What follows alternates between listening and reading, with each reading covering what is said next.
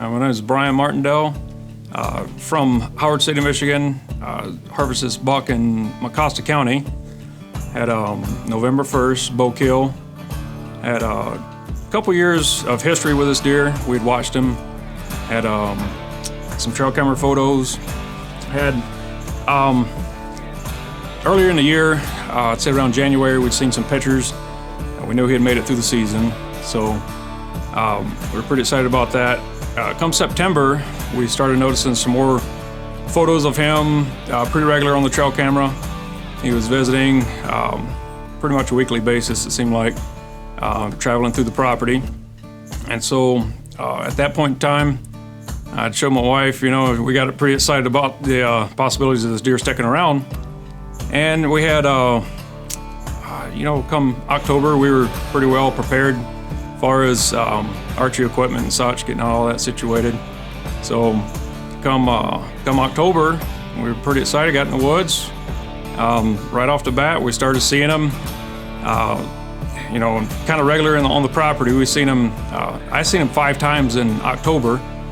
Had him at one point in time, had him around 100 yards, but couldn't ever really seal the deal on him. He was always kind of keeping his distance, playing a lot of cat and mouse, just trying to close the distance. So we had the last week of October, we had taken a week off of work. First week of November is always kind of a prime time for us to try and bow hunt real hard, try to catch the first part of the rut. So we had taken that week off, my wife and I, and we set out to harvest this buck.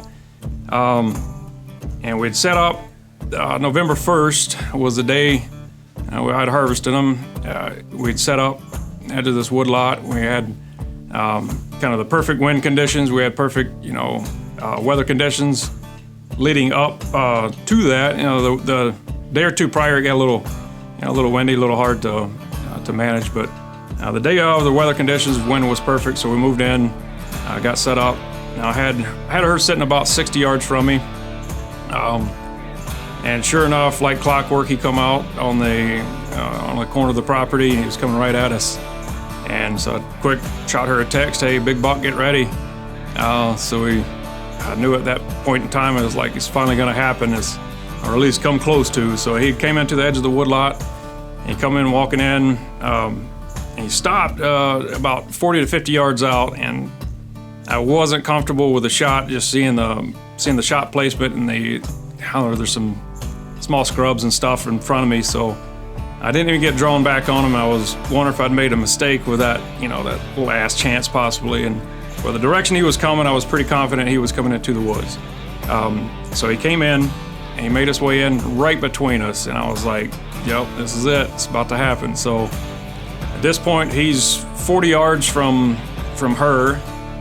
She's setting up. I could kind of see her moving around in the stand. I'm thinking, yep, she's about to smoke the biggest buck I've ever seen. And so she ends up, I could see her moving and getting ready, and all of a sudden the deer, he's only 20 yards from me at this time, but it's so thick in there, like I had 0 shots. But I knew if he made his way to either side of me, there's a good possibility I was gonna get a shot. So I was prepped and ready.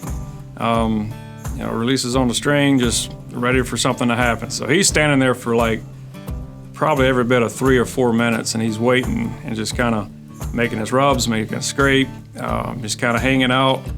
No clue we were there at the time. So he kind of, I don't know if he kind of felt like maybe something was different in the area. He sort of raised his head up, he's looking around. But just before that, I'd hit my grunt call, just trying to get him into the area. And doing so, I think he was under the impression there was another deer in the area, so he was there to make a scene. So he comes in, as he's coming in, he makes his scrapes, makes his rubs.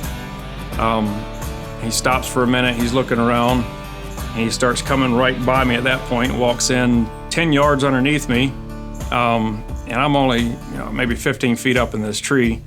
As he walks underneath me, it's still super, super thick, so I was waiting for the perfect opportunity on either side, and sure enough, he walks out to the one side of me, and he stops at 10 yards, and he's just standing there in this thick stuff. Like, I could see his head and everything sticking out, but I'm already at full draw, just waiting for him. I got 2 more steps, and I've got him, and so sure enough, he he kind of plays the script. He walks out, gives me 2 more steps, and give him the infamous blat, you know, and stopped him dead in his tracks. And then aiming and pulling, shot went off, smoked him right through the heart. He took off. He ran probably about 100, 120 yards, and he stops, and I kind of second guessed myself for a second, but I knew the shot felt really, really good. As he spins off, he stops, like I said, about 100, 120 yards, and he's just standing there. He's looking around. At that time, he gives the old tail flicker and staggers off to his death. He falls down behind some pine trees, and I knew at that point it was all over with. So texted the wife, let her know, you know, I got him, and, you know, super excited. I could barely text. I was shaking so bad at that time. And so then we sat, make sure everything, you know, didn't want to ruin the chance of spooking him or whatever, and just in case something happened. So we gave him a solid hour. Got down, went and got her. We got her climber packed away, and hiked back to the truck and got her all her stuff, went back in, and that's where we recovered him.